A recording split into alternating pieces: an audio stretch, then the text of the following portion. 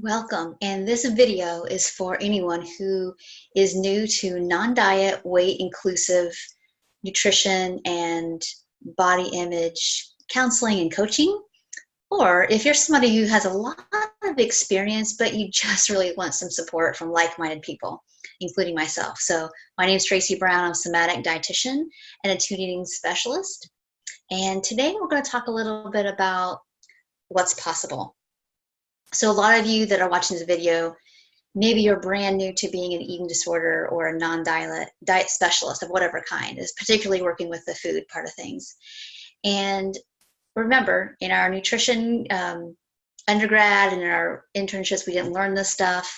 In most coaching programs, unless maybe you're coming straight from one of my coaching programs, you don't really learn how to use the body as a resource for helping people heal from lack of ability to have accurate signals of hunger and fullness, disordered eating, chronic dieting, and it's basically all the stuff that comes with living in a fat-phobic culture. So this is probably new territory for most people, or again, if you have experience, it's just kind of an everyday and every week occurrence of learning how to navigate some new iteration of what our clients are coming to us for help with. So I want to talk a little bit today about intuitive eating, this really lovely term that probably you've all heard of from Evelyn Tribole and Elise Reich. And thank goodness for these two women who took the time and the blood and the sweat and the tears to write this book with the scant research there was 20-something years ago, and to create these guideposts. And unfortunately, intuitive eating, for a lot of intents and purposes, has been turned into like steps and a protocol to use with, I see it all the time online. People are using like, I have to do the principles, and they get really wrapped up in all or nothing with the intuitive eating principles, just like they did with their diets. And I think if we're not careful as nutrition professionals, we'll do the same thing to teach them that.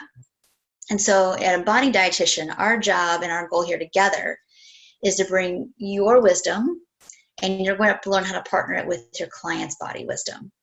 And what that looks like is you remembering that there are all kinds of techniques to helping people. And this isn't really a technique-driven, like I don't really teach and coach technique-driven stuff. I teach relational being with our clients to learn how to use our clients' experiences and intellectual, emotional, and body wisdom to help us help them be their own nutrition experts. Learn what deficits there are in their system to be able to be more clear about their hunger and fullness and what their needs are. But going back, I know people like techniques, and so I am going to be talking a ton about this in all the videos and the emails and the trainings that I provide here.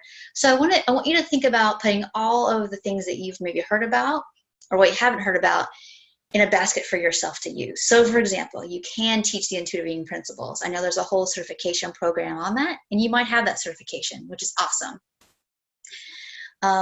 There is the approach of just help your clients eat. Forget the journaling, forget the principles, and what do you want to eat? And let that be so. I think that it actually is a part of the attuned eating process. I don't really call what I do mindful eating, even intuitive eating, even though I don't have a problem with interchanging intuitive eating and attuned eating. But I feel like attuned eating encompasses this, like eating the best from what's available with your resources that are accessible in the level of engagement you can have with yourself and with the world. So it's a lot of pieces, right? But that's part of the basket. Containment. Your clients sometimes you're gonna think, let's do intuitive eating, and they're thinking, I need a meal plan and I can't do this. And so you're going to need to partner with them to provide some kind of containment, maybe not meal plans, maybe not exchanges, maybe the plate method, whatever. But we've got to put together what's gonna work for them. And I wish there was like, here, this client comes to you with this constellation of problems, and this is the right intervention. It's not quite like that. Is that you are in a relationship with them and learning how to track what their system needs. And in the next video, we're going to talk a little bit more about that. So our first video in this series was really about like in generally learning to partner, not giving advice, not telling, and not freezing. And in this video, again, we're going over like thinking about expanding your basket without a named right way of doing things, but really showing up with these different tools. So you can teach principles, you can do just eat the food, and what are you noticing? You can do containment, and of course nutrition. Changes if requested, that needs to be respected if somebody wants something. Now, if you're not the right person for the job, refer on. If you're a person that's like, I'm only doing intuitive eating, I'm not gonna mess with gut health stuff or diabetes or whatever, no big deal. Like, our clients are gonna be so appreciative when we're able to be like, you know, I don't do that, and here's somebody who does, and we're all gonna partner together to get this done and get those needs met. You know, so if nutrition changes are needed, requested, necessary, we can do that. And then lastly, I think a lot of people get really scared around the body image piece of things. So that, you know, once you start to see body image as this internal dysregulation and discomfort within themselves based on what's happening in their own system or what they're perceiving to be out there, and then mirroring back to themselves, you'll start to see that like so much of people's like, not just I feel fat or wanting to change their body, they're really saying like, I feel too much, or I feel overwhelmed, or too small for the situation, even though they might be in a bigger body or a smaller body, doesn't really matter.